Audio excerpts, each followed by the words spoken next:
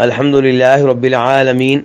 والصلاة والسلام علی نبینا محمد وعلی آلہ وصحبہ اجمعین۔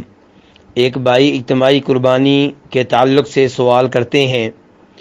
کہ اگر آپ کسی گائے یا اونٹ میں حصہ ڈالیں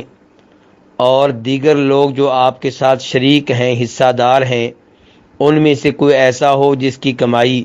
مشکوک ہو، تو کیا ایسے جانور میں حصہ دار بننا درست ہوگا؟ تو گزارش یہ ہے کہ مسلمانوں کے بارے میں حسن ظن رکھنا چاہیے اور یہ امید رکھنی چاہیے کہ آپ کے ساتھ گائے یا اونٹ میں جو بھی شریک ہیں، سب کے سب ایسے لوگ ہیں جن کی کمائی حلال کی ہوگی، حرام کی نہیں ہوگی۔ خواہ مخواہ شکوک و شبہات میں پڑنا، تفتیش اور پڑتال کرنا یہ مناسب نہیں ہے۔ اللہ تعالیٰ فرماتے ہیں یا ایھا الذین آمنوا اجتنبوا کثیرا من الظن، اے ایمان والو بہت زیادہ گمان سے اجتناب کرو، ان بعض الظن اثم، بے شک بعض گمان گناہ ہوتے ہیں، ولا تجسسوا، جاسوسی نہ کرو، ولا یغتب بعضکم بعضا، اور تم میں سے کوئی کسی کی غیبت نہ کرے۔ البتہ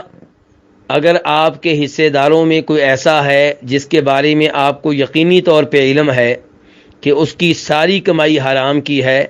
تو اس کے ساتھ قربانی میں حصہ دار بننے سے اجتناب کریں، گریز کریں، کیونکہ نبی علیہ الصلوۃ والسلام تنبیہ فرماتے ہیں کہ ان اللہ طیب، بے شک اللہ تعالیٰ پاک ہے، لا یقبل الا طیبا، اللہ تعالیٰ پاک چیزوں کو ہی قبول کرتا ہے، یعنی کہ حرام مال اللہ تعالیٰ قبول نہیں کرتا۔ اس حدیث کو امام مسلم رحمہ اللہ نے روایت کیا ہے، اور خود اللہ تعالیٰ قرآن حکیم میں ارشاد فرماتے ہیں یا ایھا الذین آمنوا کلوا من طیبات ما رزقناکم، اے ایمان والو تم ان پاکیزہ چیزوں میں سے کھاؤ جو ہم نے تمہیں دی ہیں۔ تو اس لیے حرام مال اللہ کی راہ میں لگانا درست نہیں ہے۔ حرام مال سے جو جانور قربان کیا جائے اس کی قبولیت خطرے میں پڑ جاتی ہے۔ تو جسے یہ معلوم ہو کہ میرے ساتھیوں میں سے کوئی ایسا ہے جس کی کمائی یقینی طور پہ حرام کی ہے، تو وہ اس کا شریک نہ بنے، اس کا پارٹنر نہ بنے، اس کا حصہ دار نہ بنے۔